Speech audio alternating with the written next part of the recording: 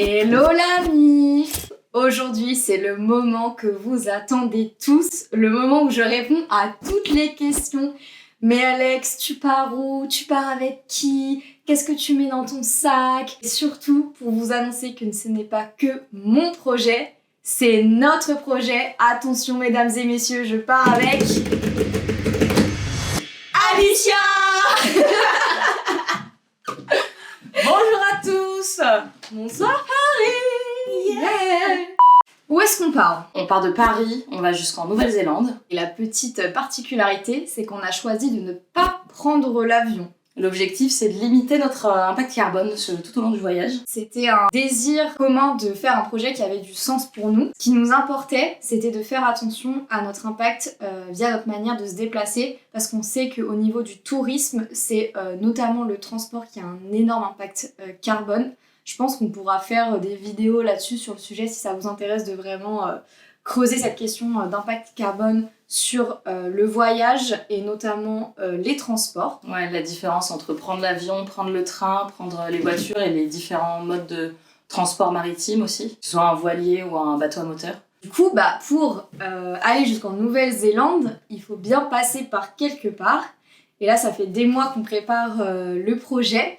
Et on a globalement un itinéraire tracé et cartographié. On va dire que c'est la V1 pour l'instant, qui changera peut-être pendant le voyage. Et pour vous faire une idée globale du trajet, que je vous afficherai à l'écran, on va partir de Paris et on va aller d'abord en Slovénie, qui sera notre premier pays. Et ensuite, on ira traverser l'Europe du Sud avec les Balkans, ensuite la Turquie, pour nous amener en Asie centrale. Ensuite, par la route de la soie, tous les pays en ce temps. Après la Chine, l'Asie du Sud, l'Indonésie, et on arrivera ensuite en Océanie par l'Australie, et notre destination finale en Nouvelle-Zélande. Ça a l'air un peu simple dit comme ça, mais c'est assez compliqué parce qu'il y a des frontières terrestres qui sont fermées, donc ça nous pose des conditions un peu compliquées pour nous. On a dû faire des choix, et je vous expliquerai un peu plus tard dans la partie visa les choix qu'on a dû faire à ce niveau-là. Nous, l'idée, c'était de vraiment se reconnecter à déjà nos convictions personnelles, nos valeurs, et aussi de prendre le temps de, du coup, découvrir les endroits par lesquels on va passer, qui sont des endroits qu'on n'aurait jamais vus si on avait fait ce trajet par avion. C'est ça, c'est prendre le temps, ralentir un peu, découvrir ce qu'il y a à voir sur place, découvrir des gens, découvrir des cultures, et puis partager tout ça en vidéo, et comme on le peut, quoi. Exactement. Et du coup, pour vous donner un peu une idée de comment on s'y prépare, parce que là, ça n'a pas arrivé comme ça fait des mois qu'on envisage le truc et qu'on s'y est vraiment mis. Je vais vous parler de comment on a fait ce projet. En première partie, tout ce qui est administratif. En deuxième partie, il y aura tout ce qui est santé. Troisième partie, il y aura tout ce qui est autres préparatifs. Et à la fin, je vous parlerai de quelques conseils, notre ressenti sur cette préparation, sachant qu'à l'heure où je filme, on est à 1 mois avant le départ. Pour le gros administratif, donc les grosses démarches que vous allez devoir faire, premièrement la démission, globalement quitter son taf. Si vous n'avez pas vu ma vidéo sur la démission, je vous la mets juste en haut et je vous invite à aller la voir. Moi j'étais en CDI, globalement c'est assez simple.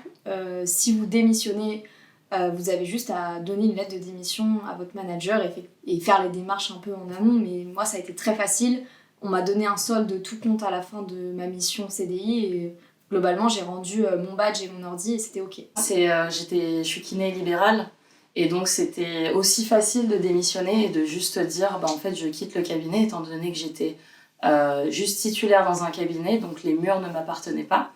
Et donc j'ai juste dit au propriétaire je m'en vais.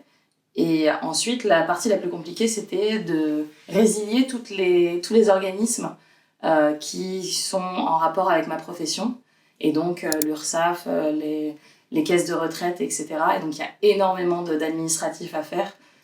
C'est très prenant et très conséquent comme travail à faire. Ça peut vite devenir oppressant, donc ne sous-estimez pas cette partie. Il faut être très organisé. Il y a aussi la partie papier très important, donc tout ce qui est passeport, carte d'identité. Moi personnellement, j'ai pas eu besoin de refaire mon passeport parce qu'il y a une validité au-delà de 6 mois après ma date en gros de retour.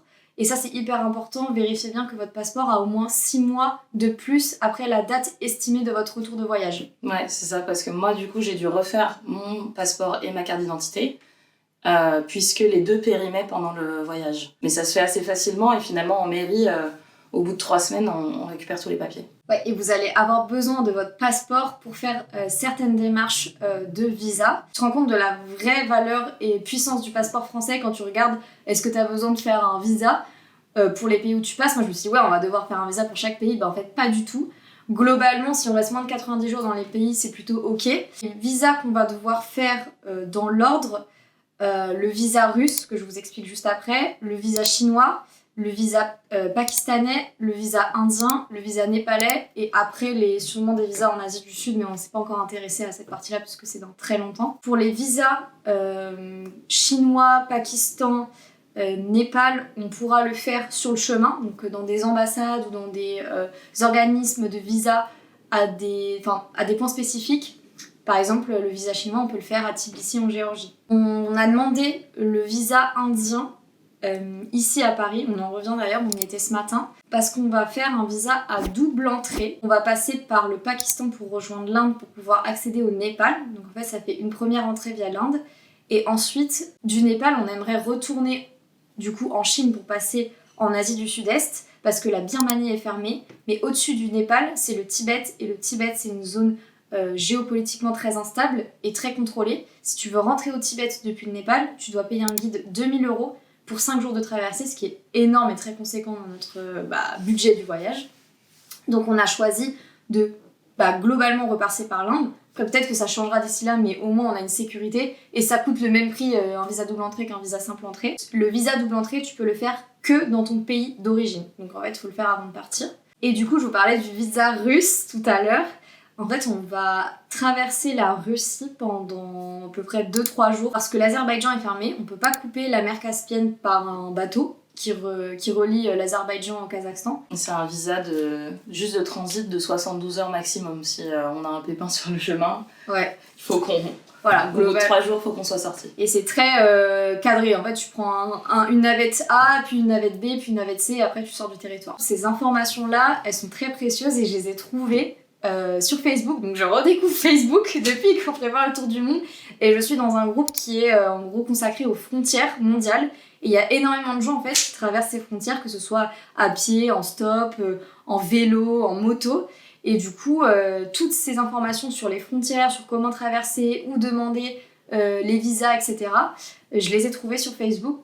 Et je vous conseille, si vous avez des questions sur ça, en fait, de vous mettre dans des communautés de voyageurs qui ont la même façon de voyager que vous, une façon similaire.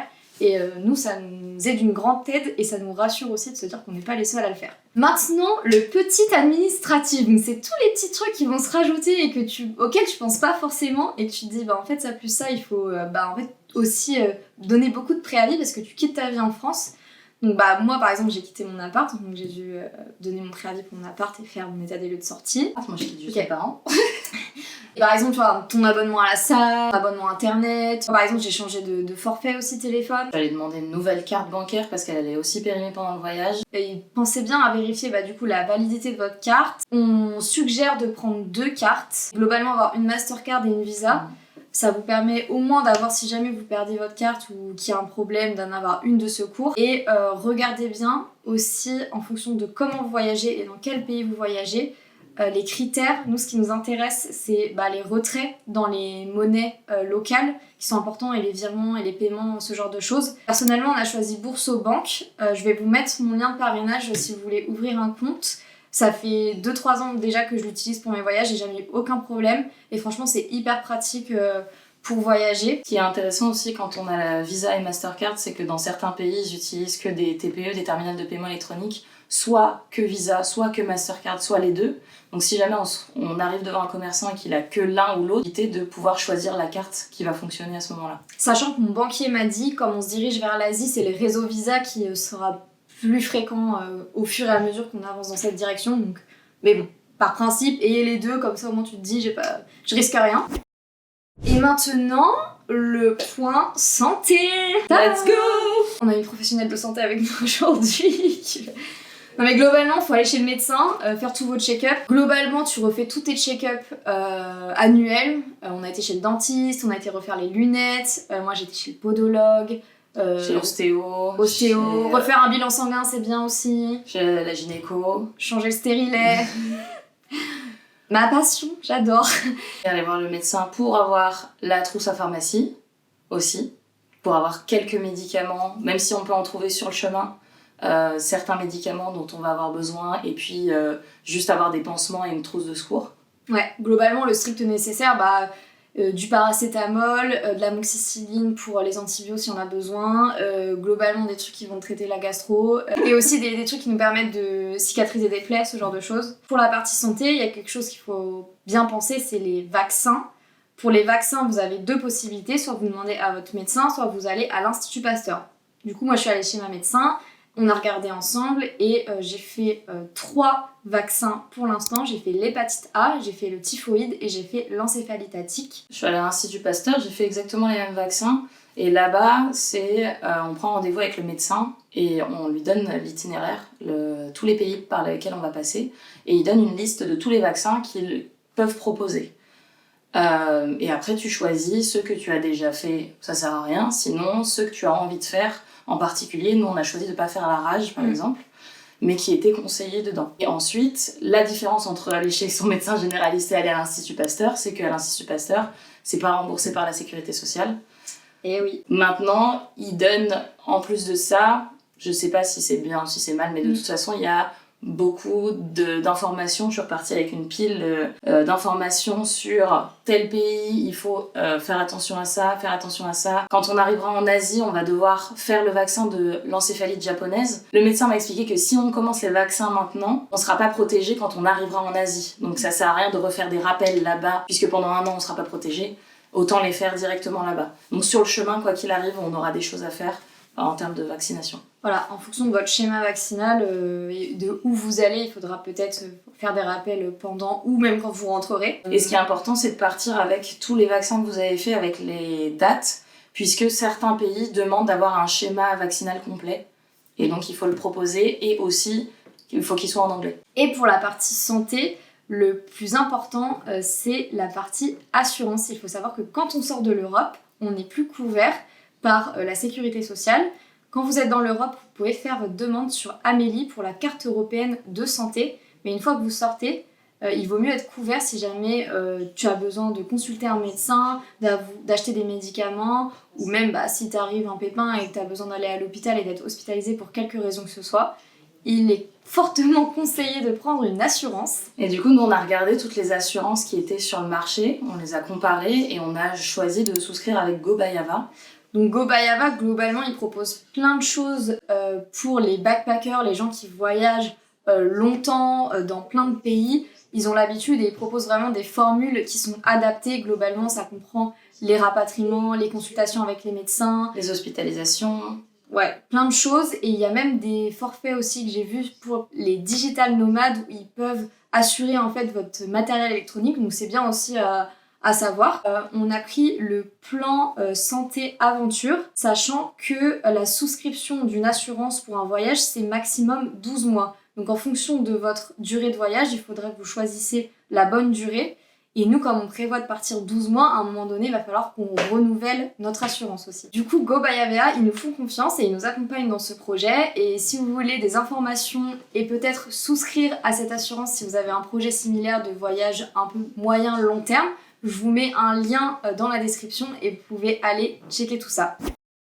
Et pour la dernière partie, c'est tout ce qui concerne les autres préparatifs et notamment le matériel et ce qu'il faut préparer pour mettre dans son sac. Nous, on avait une liste de références et on s'est dit un peu qu'est-ce qu'on va acheter et qu'est-ce qu'on a déjà pour pouvoir faire le tri. Et il faut faire bien attention aussi à comment on fait son sac. C'est ça, parce qu'il faut optimiser l'espace puisque comme on est des backpackers, on va devoir faire et défaire notre sac à peu près tout le temps. Et il faut un poids maximum à mettre dans le sac puisqu'on va se trimballer tout au long du voyage. Et ensuite, dans le sac, au niveau matériel, il nous faudra des vêtements techniques pour quand on voudra faire des randonnées, des vêtements plutôt de ville quand on va visiter simplement en faisant les touristes. On fera une vidéo, je pense, dédiée à ça, ce qu'on met dans notre sac, parce qu'on l'a pas encore fait. Et ce sera bien aussi de voir l'évolution en fait avec ce qu'on va prendre, ce qu'on va utiliser réellement et ce dont on va se débarrasser sur la route parce qu'on se dira finalement ça nous sert pas. Parce que je vois beaucoup de gens qui disent en fait tu prends des au cas où, au final tu n'utilises pas. Donc à voir, ce sera intéressant. Dites-nous dans les commentaires si ça vous dit de faire un petit What's in my backpack. Et surtout que comme on va traverser l'Himalaya pendant l'hiver, on peut pas partir tout de suite avec une doudoune. Sachant qu'il va faire 40 degrés en Grèce en août. Voilà. Vraiment. On achètera sur le chemin et puis après on se débarrassera de ce qui nous sert pas. Et pour conclure cette vidéo qui vous a donné un petit aperçu de tous les préparatifs, et d'ailleurs si vous avez des questions, si vous voulez qu'on fasse une vidéo dédiée sur un sujet spécifique, n'hésitez pas, parce qu'il y a plein de choses à savoir et c'est impossible de donner tous les détails dans une vidéo, sinon ça durerait un podcast de 3 heures clairement. Globalement, les conseils qu'on vous donnerait, c'est d'anticiper. Déjà, il faut savoir que la préparation, avant même de se lancer dans cette préparation de ce projet, c'est une préparation un peu mentale, de se dire, ok, nous, le projet, il n'est pas né il y a 6 mois, on avait des envies personnelles chacune de notre côté, c'est en discutant qu'on a un peu créé ce projet, et ça fait en gros plusieurs années qu'on se met dans la tête qu'on va faire quelque chose de ce type, et donc c'est maintenant qu'on se sent prêt. Donc il faut savoir que les projets, c'est pas juste comme ça une ligne exponentielle qui grandit tout le temps, c'est des allers-retours, on revient en arrière. On change d'idée, on repart. Et surtout que là, on est à 2, donc c'est beaucoup de discussions, des compromis, de se mettre d'accord, et aussi pour moi d'accepter qu'il y a beaucoup de choses qu'on peut pas contrôler, donc le lâcher prise sur tout ce qu'on peut pas contrôler. Je dis beaucoup à mes potes que je prépare plus mon départ que mon voyage, parce qu'en soi, le jour où on part, ce qui se passe après, on n'en sait rien du tout. On verra sur place. On verra sur place. On laisse place à l'inconnu. On a tout préparé pour être prêt en termes d'administratif et en gros minimiser en gros les risques, tout ce qui est passeport, etc. Mais après, une fois que t'as tous les papiers, t'es bon à partir, quoi. Dernière chose, ce que je vous dirais, c'est que tout ce qu'on fait là, ça va continuer pendant le voyage. Faut pas oublier qu'on part pas en vacances. Toute l'organisation qu'on a prévue avant, elle va continuer tous les jours, parce que globalement on va se lever, ça va être où est-ce qu'on dort ce soir, qu'est-ce qu'on mange ce midi et comment on se déplace du point A au point B, et ça tous les jours avec les pays qu'on traverse, les frontières auxquelles on va devoir se rendre. D'ailleurs on vous donnera quelques applications qu'on utilise pour savoir comment on se déplace, donc quel transport, les trains, les bus, et puis les applications pratiques pour tous les jours. Trouver des hôtels, des Airbnb, des auberges, tout ça. Ouais, on fera plein de vidéos là-dessus, et surtout on vous donnera aussi plein de conseils, plein de backstage sur notre organisation, sur nos réseaux sociaux. Donc il faut nous suivre sur Instagram, sur TikTok, sur TikTok, et évidemment sur la page Facebook. Pas du tout. Pas du tout. Sur YouTube. Pas du tout. Restez ici, c'est sur bien. YouTube. On est bien. Un petit mot de la fin. Le petit mot de la fin, on a hâte de partir, on est un peu angoissé aussi, parce que seul un fou ne le serait pas. Mais sinon, c'est une folle aventure qui nous attend et on a trop hâte de commencer. Ouais, en fait, là t'arrives au moment où juste avant, c'est limite t'en peux plus qu'on t'en parle, t'es là juste j'ai envie d'y être parce que ça devient oppressant là, tout l'administratif, les au revoir, tous les jours tu pleures, enfin c'est horrible. Si on pouvait partir demain, on le ferait là. Parce qu'on est prête en fait, on est prête. We're ready to go. On attend juste début juin. Allez, bisous la mif, abonnez-vous. À bientôt. Bye bye.